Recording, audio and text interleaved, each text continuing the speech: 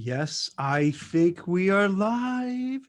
Yes, I know we are. Yes, this is Jack Kelly with Let's Go Live with Jack Kelly and talking about the future of work. Okay, now listen. So for today, this is just for people who are kind of employees who are workers. So if they're bosses and managers who are on the call, who are watching, I don't know. You could watch, right? You could watch, but this doesn't leave us. This is just kind of between us here because what I'm going to talk about today is really important. What I'm going to go over is giving you ammunition. If you want to work remotely, if you don't want to go back to the office, if they're making you get back full time to the office, or even on a hybrid and you want to do more at home than at work, this is for you. I'm going to arm you with something to talk about. So when you go to the boss, you just don't say, "Hey, I want to work from home," and he or she goes, "Why?" And you're like, "Yeah, because I want to." So give you some reasons, and I'm sure you have your own reasons. So you don't need, me to tell you everything, but I'm sure you have a lot to go on to begin with. But here's what I want to talk about, and this is kind of a really serious matter because it's both has to do with the future of work, just life, the life work balance, and some reality of what's going on. And the big thing that I want to, that kind of sort of the elephant in the room. Let's take New York City. And the reason I want to talk about New York City is I'm really familiar with the city because I grew up in Brooklyn, but not the bougie Brooklyn, what it is today. I was unfortunately growing up where it kind of sucked, where, where it was dirty, not so great. It was a horrible commute into Manhattan. It wasn't cool. It was just really gritty, but I'm not complaining. I'm not bitter. I'm not bitter about it. I'm not bitter that my parents didn't buy some nice brownstones in Park Slope or Brooklyn Heights or Cobble Hill when they had the chance, or Red Hook when they were going for nothing. So I'm talking a long time ago because I'm kind of old. So I can remember. I don't really remember as much, but you remember hearing my parents talking, particularly hearing my mom be mad at my dad for not listening to him and not buying where she used to be a teacher in Carroll Gardens and buy some brownstones that were probably going for like 10, 20, no exaggeration, probably like $20,000 now that probably go for, I don't know, whoever lives there, you tell me, maybe 2 million, something like that. So, so I digress a little bit, but what happened, I remember when I was younger, and I don't know how much you guys ever have this. Well, you're not sure if you remember it or you remember, like your parents and others telling you about it. So you kind of remember the memory or you remember them saying something. I know that sounds really trippy and weird, but I think you know what I'm talking about. So I kind of remember when I was younger and my parents or the friends of my parents and my friends' parents would say, "We're going into the city." And just when they said that, it was really ominous. And to give you some perspective, where I grew up, you could see the Twin Towers, on the horizon. So it really wasn't far, but it was like a world away. And in the 70s, early 80s, it was no bueno. It was scary. It was crime. There was corruption. Famously, the New York Post had this: Gerald Ford, who was the president at the time, dropped dead to New York City because we were going to go bankrupt and we needed the help, but the federal government didn't want to help out. 42nd Street, instead of like the Disneylandish kind of feel to it now, they had porn theaters. I'm not exaggerating. If you don't believe me, just Google it and you see what I'm talking about. Like Times Square would have, basically showing porno movies in Times Square. You would have, how can I put this for a family show? Ladies of the evening hanging out by the Holland Tunnel, the Lincoln Tunnel. You couldn't go into Central Park because you had to risk being mugged. And I'm saying this because it is what it is. And fast forward till now, where we're seeing in New York a really bad situation. Now, I lived in New York. I lived in Manhattan for years. So I'm not one of these people who never lived there and don't know what's happening. So I both lived in Brooklyn, when it wasn't so great, in New York when it was actually pretty cool. And and cities ebb and flow. Sometimes they're doing great, sometimes not so much, and so on. Right now, it seems that not the best. We'll put it this way. Governor Cuomo had to put in a state of emergency because of all the gun violence and gun deaths. So think about that for a second. Let that sink in. You have to have a state of emergency because there's so much violence that's happening right now. Now you have to commute and be there. There's crime, there's open drug uses, there's there's homelessness, and my heart goes out to these folks. I've worked in college during college, working with different homeless people, and it's a lot of them have mental health issues that aren't being taken care of, and they're on the street without any medicine, without any pills, without any you know help. So it's not that they're bad people. It's really sad that they're just left to their own devices, but they need the medical assistance and help. So you have this toxic combination of a lot of crime, a lot of violence, drug usage, homeless people who need help, but then are kind of menacing to other people because sometimes they can't control what they're doing. Now, this might sound all politically incorrect, and so be it, but I don't mean to be that. I'm bringing this up because this is your life, this is your career. And if you're going back to work or your boss is telling you you have to be in the office, I think it's only fair that you're able to communicate to them and say, hey, in addition to a whole host of reasons why I would rather be working remote, because maybe I want the better life work balance. I spend more time with my family. I don't have that long commute, so I could work, more hours. I'm not exhausted. But at the same time, I have to worry if I'm going in about my own safety. And not only the safety when it comes to what I'm talking about with, open drug usage and violence and crime and all that kind of stuff, but the health safety, even under the best conditions, I don't think anyone could disagree with me. If you're in a crowded train in August when it's 110 degrees and you're crushed in like sardines and people are sweating on top of you, pushing on top of you, rubbing on top of you, it is gross to say the least. The very least gross. But now that we went through COVID, we realized, wait, things could be much more because now we have to worry about that Delta variant, right? What is that? The Delta super scary, frightening variant that now they're saying. So you have to kind of, if this was a while back, you'd be, it's nothing. Now you can't say that. You have to look at this. This could be real. Could it be a little bit more hype? Maybe. Could it be the media saying that to sell papers and make you watch their shows? Maybe. But I think after a year and a half of seeing what happened, we have to be reasonable and think that this could be a thing. So that if you have to go back, think about it now. If you have to go back full time, 5 days a week, you have to do this commute in, you have to worry about, is your life going to be in danger? Is your health going to be in danger? That's a big ask from a company. If you think about it, that's a big, bold ask. And I bet you a lot of times the managers who are saying that live in some posh place in Manhattan and they don't have to really commute. They could get in an Uber, go whatever blocks, they're at the office. For the big shots, for the CEOs and the executives, they have their drivers. They don't step foot outside. They don't have to worry about it. They have their drivers and protection, take them to and from home, to and from their restaurants. So they don't worry. They don't have to experience what the average regular person has to experience. And if they don't listen to you and understand, you have to really think, does my boss care about me? Does my manager really have any empathy whatsoever? Because if you're going to ignore this, that's a tell sign.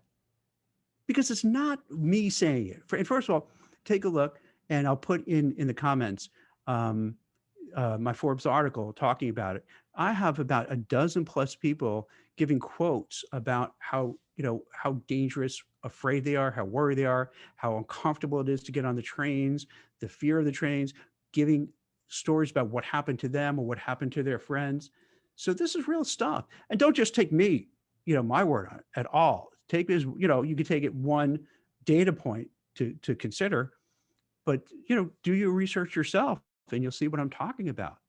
And the reason I'm so passionate about it, because I think this is the kind of issue that really sets the divider between whether a manager or supervisor will listen to you and hear you and try to make accommodations, or they blow you off. And if they blow you off, these are really serious stuff. And I swear, I'm not trying to be melodramatic. I'm not trying to be over the top guy, but these are things I think generally we don't want to talk about it because it's uncomfortable. It's uncomfortable to talk about. If you live in New York, you want to be, yeah, New York, come on. New York is gritty. That's how it should be. Well, yeah, kind of. But, spending most of my, whole life, in the tri-state, in New York, the tri-state area, in one of the in Brooklyn, which is a borough of New York for people who aren't really familiar with the city. Um, yeah, this is something you can't take for granted. This is a serious issue that you have to really be careful about. And you'd want your bosses, your managers, to be empathetic and understanding and work with you on it. Now, it doesn't mean that you have to be afraid and go in wearing a bubble and, one of those big bubbles, and you roll in, on the train, everything being protected, and come in, with your own arsenal. No, I'm not going that direction. But it's more of kind of this wedge issue that you bring up, and you can really force the conversation to see how much your boss really cares. Because your boss always say, "Oh, I care," you know. You always hear these things from management. Oh, our people are a most important, things in the company, and yeah, we really cherish them and they're so important. All right. So if we're so important, and I'm telling you that we're worried about something, what are you going to do? How are you going to deal with it? Are you going to deal with it? Now, let me give you another thing that you have to be careful about. You must have seen all these videos. And if not, I think Christine posted them in the chats to this LinkedIn Live about, when there was a storm. I forgot, was Elsa, was that the storm? Storm whatever. Storm, like whatever name storm. And and it was really bad. And there's so many videos of people, and this is heartbreaking. Especially there's one, video of this, look kind of older woman trying to go home from work and going and having to wade waist deep into waters because in the subways it just came pouring in. Now think about that. After a long day of work, right? You're commuting, you're waking up 5:30, 6:30 in the morning, taking the train, taking the bus, commuting into Manhattan, which probably takes, an hour and a half on a good day. Then you come home, day's over, it's storming, you have your umbrella, and this always happens in Manhattan. You have your umbrella, and then boosh, it blows it the opposite way. So now you have an umbrella that's inverted. So you're standing there, instead of it helping you, it's upside down, and now it's collecting all the water like a pool. And then you're finally like, this doesn't work, and you throw it out, and then you walk and you're drenched. And nothing is worse than walking around drenched. And your shoes are squeaking, that sloshy sound as you step with your socks all wet.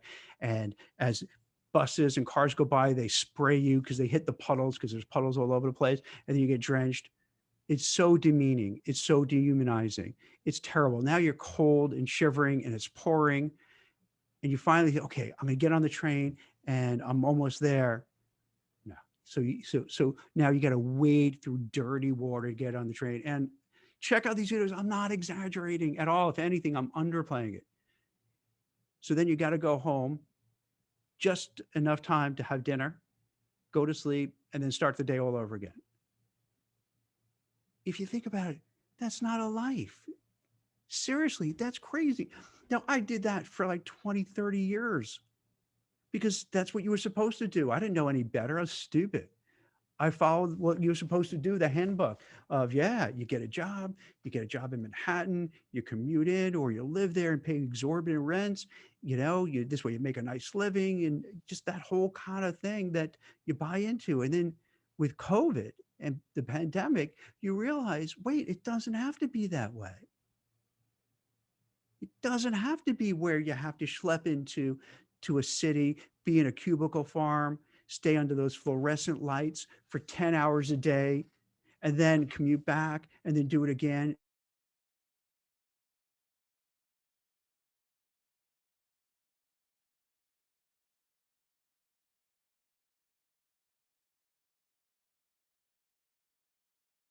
and again and again. The pandemic showed Microsoft, Salesforce, Spotify, you can go on and on. They just killed it during the pandemic. They did phenomenally well. And this is with everybody working remotely. So it shows it works. This is not like, hey, let's try it out. This works.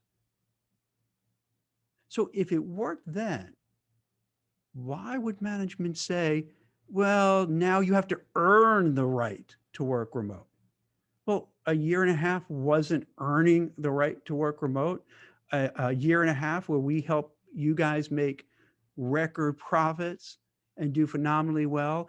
And guys like Jeff Bezos are worth cajillion billion dollars and just go into space. They're so rich, they don't even know what to do with the money. They're so wealthy that they're just flying themselves, Richard Branson, Elon Musk, Bezos, well, I'm going to just fly in space and maybe I'm going to buy Mars and maybe I'm going to buy Jupiter and just settle there with a big mansion.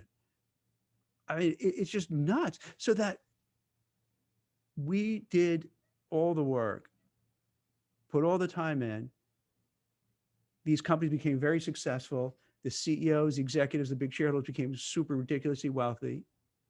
This is going to probably be like the more than the robber baron age in terms of how the wealth inequality, wealth distribution. And trust me, what I'm saying is I'm not a woke guy. I'm not a conservative guy. I consider myself apolitical. I don't have any political affiliations whatsoever. So I have the luxury that I could look at each issue and just look at it, from a common sense point of view without feeling I'm part of a tribe and have to represent that tribe.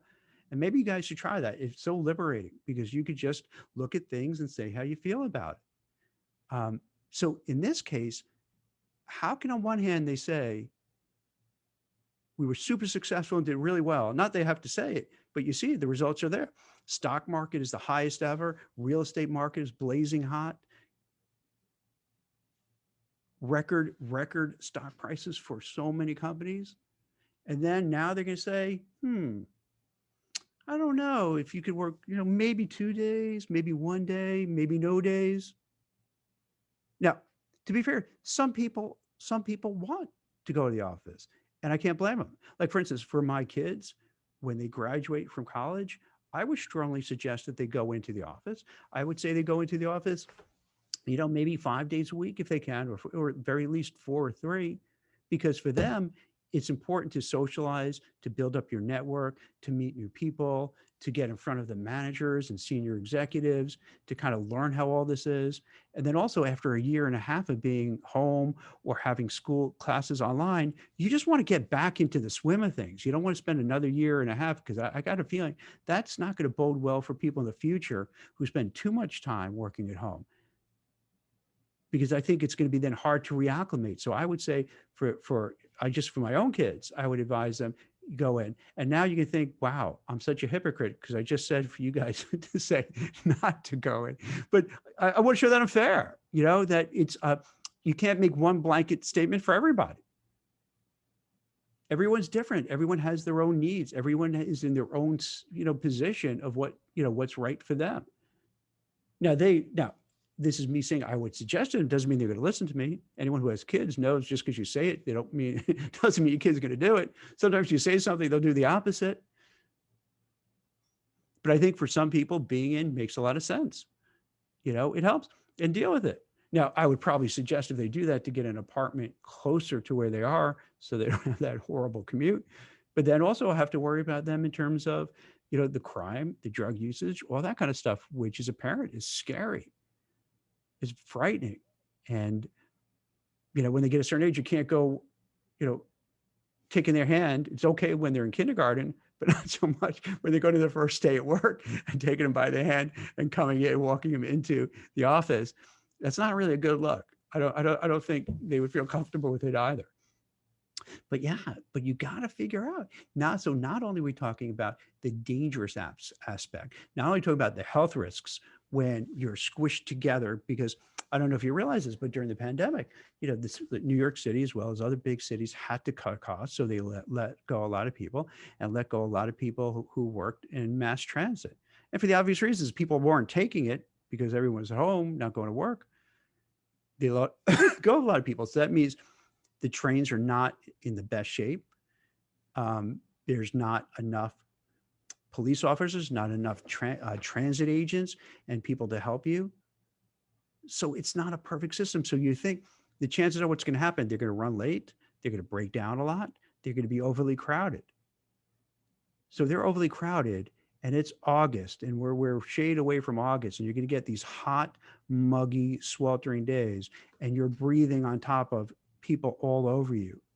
Do you think that's better for your health or worse for your health? Do you think you're more likely to attract or contract COVID or some other disease or some other thing, or less if you're at home and not doing that? I know it's a rhetorical question but if you could just visualize it, if people haven't been on a New York subway, I invite you to try it out in the middle of August in a crowded day, and you can see what I'm talking about. You go, then you'd be like, Jack, oh my God, I thought you were exaggerating. It's even worse than you said. This is terrible. And again, just so you know, I love New York City. It's great. I think probably what we're going to do is when my kids graduate and get jobs, my wife and I probably going to go back to Manhattan and live there.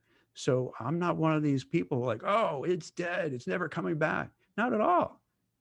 Some of the best times when I lived there, it was fantastic. You get home from work and it wasn't really much of a commute because I was pretty close. You go out to a different cool restaurant every day. It's amazing.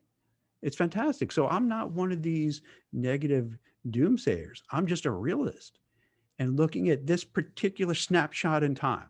Now, a year later, even 6 months later could be a big difference. Let's say 3 months later, 6 months later, most of these companies have people coming back in, whether a large percentage or a certain percentage, enough that there are people on the streets, there's things going on, there's more police officers, the more restaurants are open, there's more of a vibe. And then that happens, more people get attracted to it and say, oh, all right, I was a little worried, but things look good. So I'm going to go in now. I'm going to go in there for dinner. I'm going to go into a play.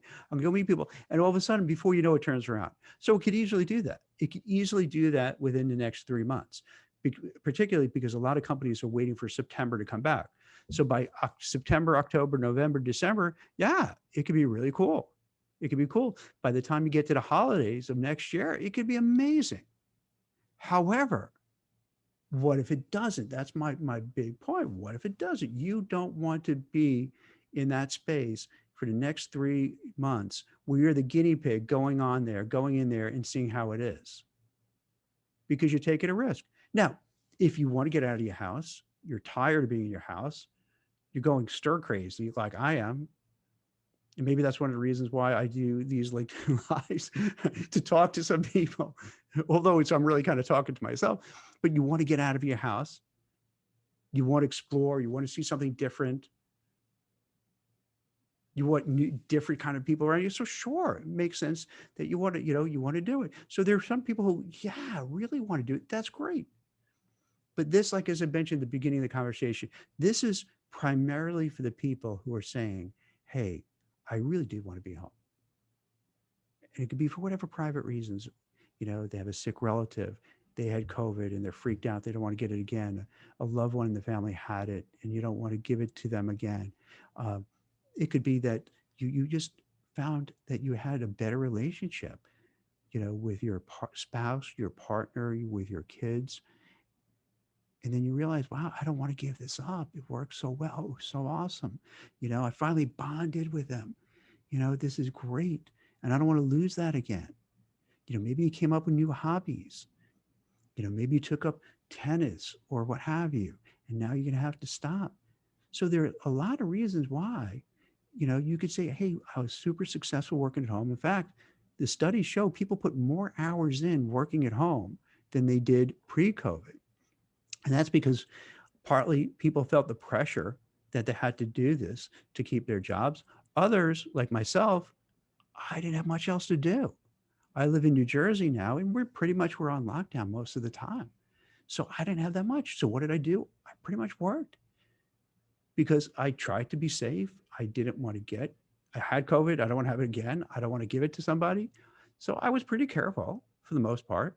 And so I ended up working way more hours than ever, because not that I'm this hustle porn workaholic guy, but I didn't really have much else to do. So most people did do a whole lot of work at home. So most people, when they're home, against what the narrative that management thought would happen, where they would goof off, they actually worked hard and harder and put in more hours. So the chances are, if someone's going to be remote, they've proven that they're going to work hard and put in long hours and work nights and weekends and not even really complain that much about it because they know they didn't have much else to do. And even though we're kind of at the waning stage of the pandemic, people are still acting. Now, some are just out partying. That's cool. Some are still a little concerned and still acting as if it's, it's serious, so that they're not gallivanting around. So for bosses who think that they're going to just be, goofing off, I think they're sadly mistaken. People have worked much harder, much more productive, and added a lot of value. So here's what I would suggest. So this is, as I mentioned, this is for people who feel, hey, I do want to work remotely. I need some extra arguments to bring up to my boss, to my supervisors, to kind of persuade them to let me either work exclusively remote or partly. And a lot of the things for remote work has been out there, except for this piece that I'm talking about now. This is like the serious kind of thing to bring in. If nothing else works or everything else fails, when you bring this in, if you can't sway them on that, then that's really, you know what? If they disregard your concerns about your safety, your health safety, your physical safety, your emotional well-being, then you might be in the wrong place. Now, the thing is, when you bring it up, you want to make sure you're saying it and you believe it. If you don't believe it, then don't say this. If you think, yeah, Jack, you're crazy. I don't know what you're talking about. I don't know what movie you're watching. It's not my neighborhood. And you know what? That's fine. Because New York, as I know very well, it's very different in very different neighborhoods. It's not one size fits all. That's what's so fun about New York. You can go, a few blocks in one direction. You could go and take a Uber for a little bit, and it's like a different world, a different vibe. So yeah, it's not the same experience for everybody. But if you do feel those concerns, I think it's legitimate. I think it makes sense to bring up, to talk about, and be very telling how they respond. And in fact, if you don't mind, let me know. If you do speak to them, I'll be really curious what they say, what they do. Do they listen? Do they not listen? I'd be really, really interested in seeing how it plays out. And then I could share it in a follow-up LinkedIn Live with what the results are. So this is Jack Kelly. I know this is kind of a serious matter. I tried to make it a little light, and it's important. And I think if you do something, you have to understand the risks entailed. And I'm a big believer, and as a recruiter, I always do this. I rather overemphasize the downsides, what could go wrong, what could really go terribly wrong. Because once you know that, then you're like, okay, this is my worst case scenario.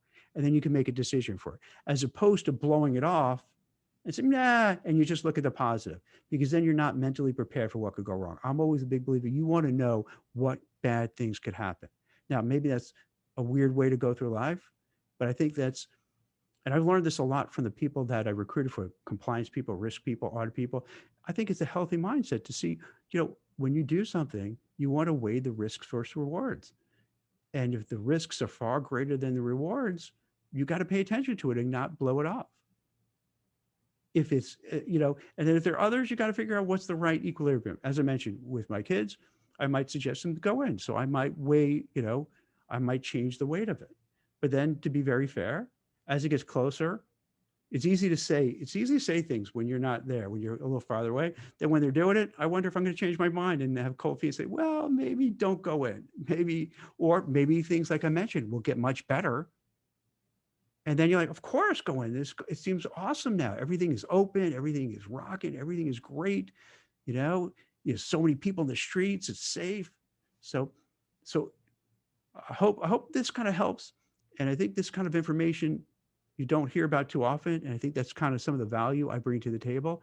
I hope you found it interesting, whether you agree or disagree, but gives you food for thought. And as I mentioned, let me know how it works out. So this is Jack Kelly. Jack Kelly, let's go live with Jack Kelly and talk about the future of work. Thank you so much for watching and listening. Bye-bye.